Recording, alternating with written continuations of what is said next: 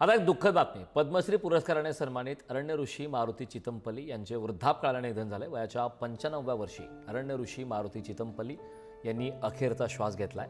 30 April 2025 रोजी राष्ट्रपती द्रौपदी मुर्मू यांच्या हस्ते त्यांना पद्मश्री पुरस्काराने सन्मानित करण्यात आले होते. या पुरस्कार सोहळ्यानंतर दिल्लीतून परतल्यापासून त्यांची प्रकृती चिंताजनक होती.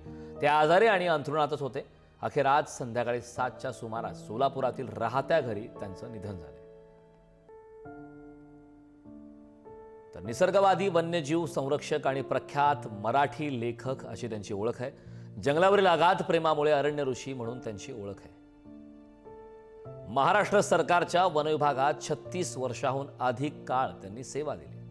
18 भाषांचे ज्ञान असून संस्कृत, जर्मन, रशियन या भाषांचा सुद्धा समावेश त्यामध्ये आहे. मारुती चितमपल्लींचा वन, पशु, पक्षी यांचा अतिशय गाढा अभ्यास. जानेवारी 2025 मध्ये पद्मश्री पुरस्काराने त्यांचा सन्मान सुद्धा करण्यात आला. 2017 मध्ये विंदा करंदीकर स्मृती जीवन गौरव पुरस्काराने सुद्धा त्यांना सन्मानित करण्यात आले.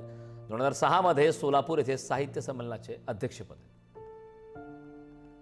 मारुती चितमपल्लींची चकवा चांदणं आत्मकथा प्रसिद्ध आहे. तर अरण्य ऋषी मारुती चितमपल्ली हे कोण होते या संदर्भात आपण ग्राफिक्सच्या माध्यमातून माहिती पाहतो. निसर्गवादी, वन्यजीव संरक्षक आणि प्रख्यात अभ्यासक अशी त्यांची ओळख आहे.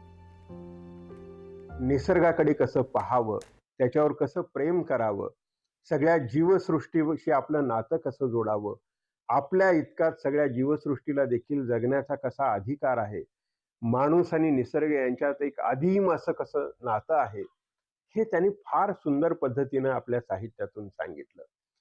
इतकं अनुभूतीवर आधारलेलं, स्वानुभूतीवर आधारलेलं, व्यासंगावर आधारलेलं, निरीक्षणावर आधारलेलं लेखन मराठीमध्ये दुर्मिळ आहे.